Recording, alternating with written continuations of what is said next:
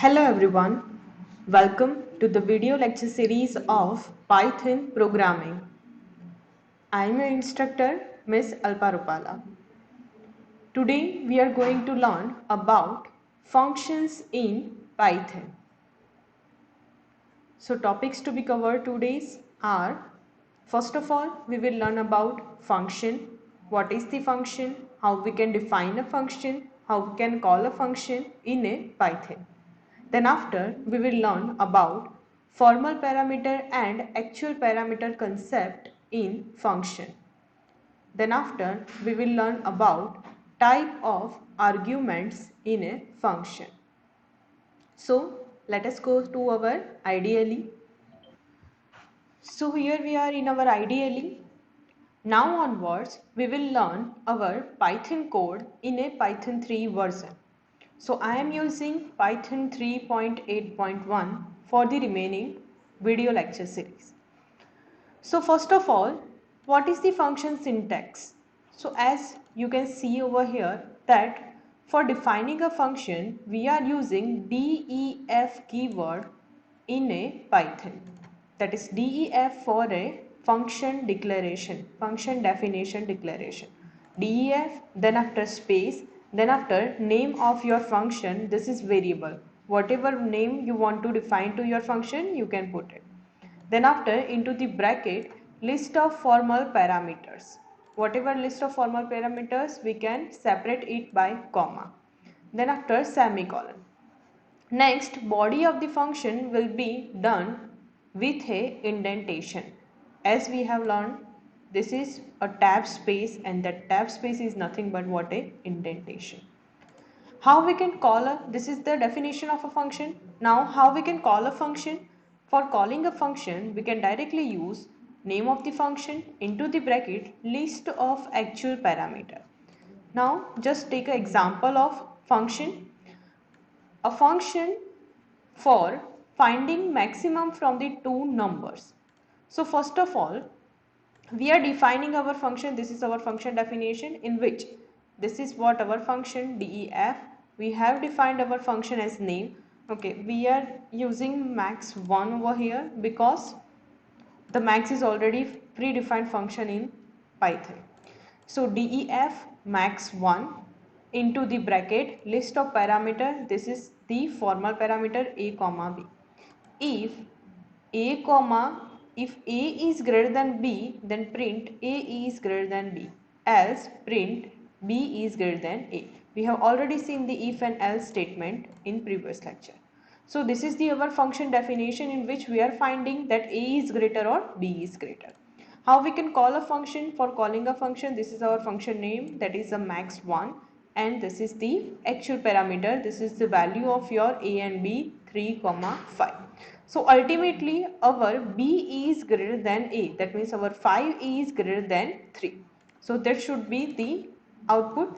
So let us run it. So here calling a function max a comma b, and we are getting 5 is greater than b with the else condition. So this is the basic function definition. Now function, we can also use a function with return value. So let us check function example with return. So we are defining a function with the name absolute value in which we are providing as an argument a number. If that number is already a positive, then we will give that number as it is. But if that number is a negative value, then we will convert that negative value into the positive value and we will return it. So ultimately for returning a function, we can use the keyword as return. Okay, so we are returning the value at two places, in if condition and in else condition. In if condition, directly whatever your number is, it will be returned as it is. But in else condition, we will return our number with multiplying it by a minus. So here we are taking two inputs for absolute value for number is equals to 2 and absolute value definition with the number is equals to minus 4. So running this code. So here we are having the output the 2 value will be printed as it is and the 4 value will be multiplied by minus, and ultimately we are having the absolute value of minus 4, that is 4. Now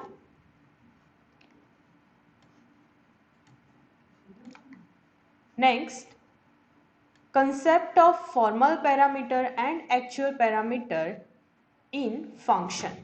So as we know that in a definition of a function declaration, whatever parameter we are using, that is known as the formal parameter, and at a calling time of a function, whatever parameter we are using, that is known as the actual parameter. So whatever changes we are doing on a formal parameter, that cannot be reflected to the actual parameter, and this concept we can see by this particular program, in which we are adding value of x and y by 3 and 5 respectively. Likewise, we are having one definition with do add name. We are having two formal parameters x and y. X is equals to x plus 3 and y is equals to y plus 3. We are adding the value of x by 3 and adding to the value of y plus by 4. Now the value of x and y will be printed in the function itself. Now we are declaring our value of x and y outside the function definition. Here we are x is equals to 5 and y is equals to 10. So do add will have x comma y. So this is what our actual parameter. This x and y is our actual parameter and this x and y is our formal parameter.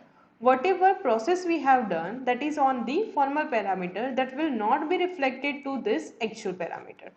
So the value of x and y will be as it is. It won't be changed. But in the function definition, x and y value will be changed. Let us see the example output. Okay, so we can see over here that this is the value of x and y of the formal parameter, which is 5 will be added 3 and answer is 8, 10 plus 5 answer is 15. But when we are printing outside of the definition, that is x and y value of a actual parameter, then it is 5 and 10 itself, won't have any changes in the value. So this is the concept of formal parameter and actual parameter in function.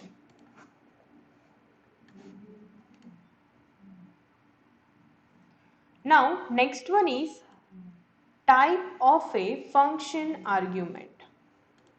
Type of a function argument. So we are having four type of function argument: positional argument, default argument, keyword argument and arbitrary argument.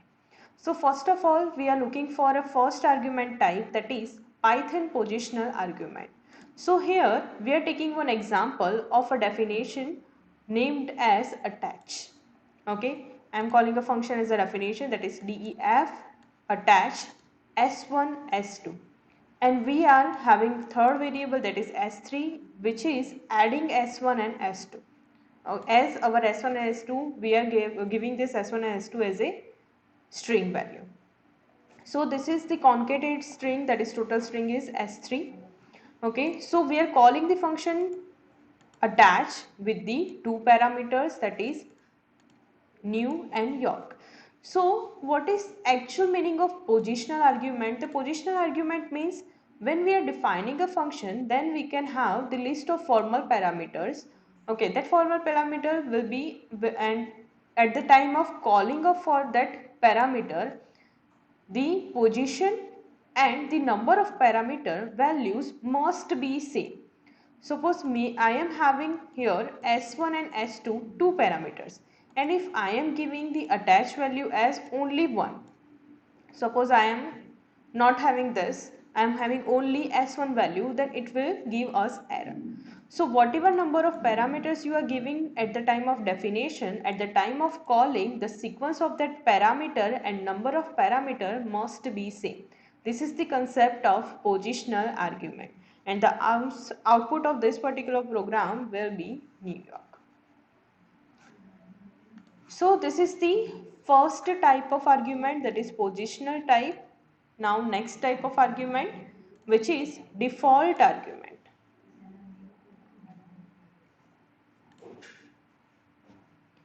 Second one is default argument. In this, we are using the definition grid, in which at the time of defining the function, we are giving our argument or our parameter a default value. That's why it is called as a default argument. So we are giving the message as a default value, good morning.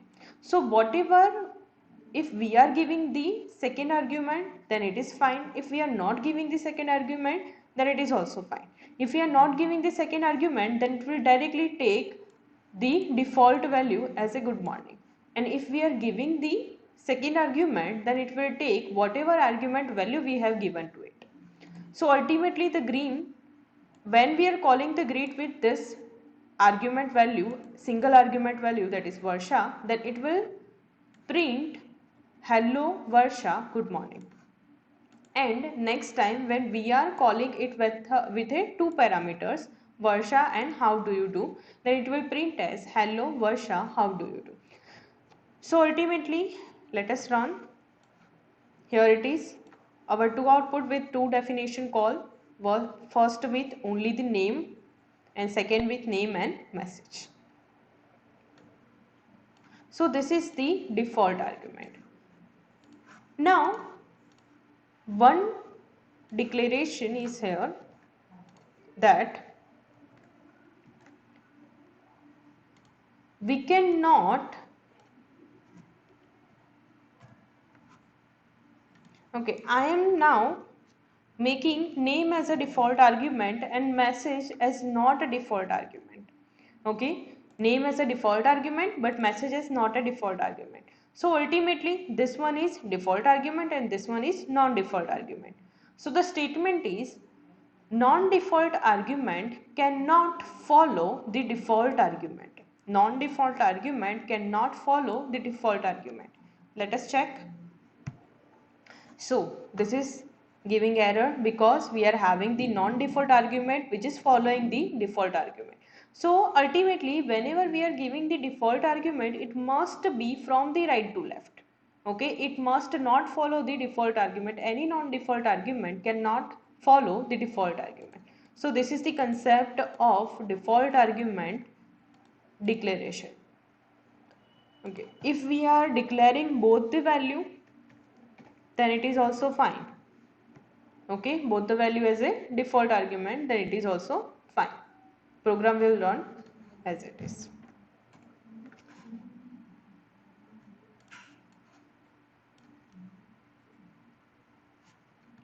Now third type of argument, which is keyword argument. So here we are having the same code, okay, in which first we are having the name and second we are having the message, and message is having the default argument. Now the default argument is specified at the time of declaration of your function, but the keyword argument will be specified at the time of calling of a function. So ultimately, look over here, here we are having, okay, let me separate this two thing. Okay, so here we are calling our function and we are defining the value with the variable name of your argument and is equals to value of your argument, variable name and value. So ultimately this will be overwritten, that name will have the Varsha and message will have how do you do. Okay, now it does not matter if we are altering the sequence of this two. Okay, if we are not following the sequence, then it is also fine because we are using the keyword argument. So here message is first and name is in a second argument. In firstly, name is in a first, message in a second. In second column, message is in a first parameter and name is in a second parameter, but both will give same output. Okay, let us check. See, hello Varsha, how do you do? Hello Varsha, how do you do? Both will having same output even though the sequence of hello and message is altered. So this is the keyword argument. We are specifying the parameter name is equals to value over here. Suppose the third one, that firstly this particular first parameter is what? Name. Okay, and we are not making it as a keyword argument. So this must be what? Positional argument. So the sequence will matter. Okay, so the sequence will matter. If we are writing in a reverse order and writing directly, likewise, suppose we are writing this message first, okay, and second we are not using name as a keyword argument, then it will show us error. Okay, positional argument follows keyword argument.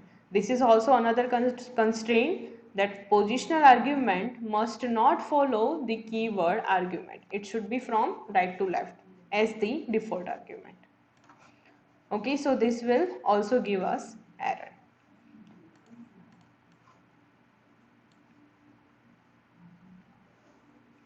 So this is the concept of third type of argument, that is keyword argument. Now the fourth is arbitrary argument. So in arbitrary argument, we can have multiple, whatever number of argument we want to, we can have multiple argument by a single variable name. So we are defining our definition greet with the star. This is for the symbol of many. Okay, many argument will be here. We don't know the number of arguments, so we are using star names. Now one by one we are taking this argument from this list to the using the for loop. So for name in names, print hello name. Okay, so we are taking from the names one by one name value and we are printing that value. So now we can use many number of variables, many number of parameters into a function calling time. So here we are having greet, first Varsha, then Alpa, Kinjal and Shifa. So these four values are what? Arbitrary argument. So it will give us output as hello Varsha, Alpa, Kinjal and Shifa. So this is the concept of arbitrary argument. So we have seen today function, how we can define a function, how we can call a function, then after the function formal parameter and actual parameter, and then after the last one type of function argument. Thank you. We will meet in our next lecture.